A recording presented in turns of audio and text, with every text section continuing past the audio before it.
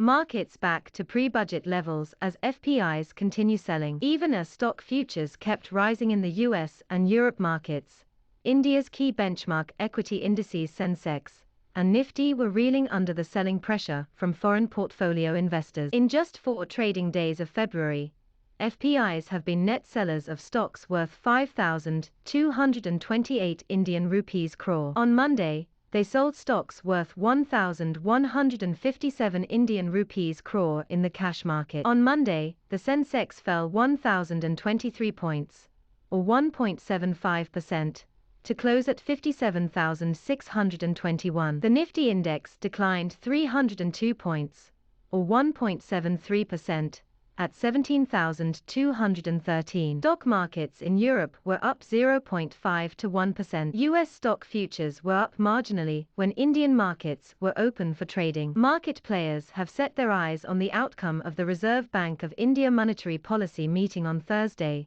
which will set the course on interest rates in India. Market players believe that while the RBI may not be happy about the rising inflation, it may still continue to support economic growth rather than applying the brakes on the easy money policy. The Nifty index has a strong support at 16940, and the market fall could be limited to around 1.5% from current levels. However, the risk-reward is favorable in going long on the markets than selling now. We are near the bottom end of the range of the Nifty index and should be heading back to 18,600 levels, which means a rally of 8 to 10% from the current levels, said Rohit Srivastava, strategist, Indiacharts. Rohit is of the view that markets cannot fall sharply from here as there is already too much fear and pessimism among investors and traders, and most have been waiting for a major decline to enter the market. In such a scenario, the indices will see buying at low levels and bounce back strongly,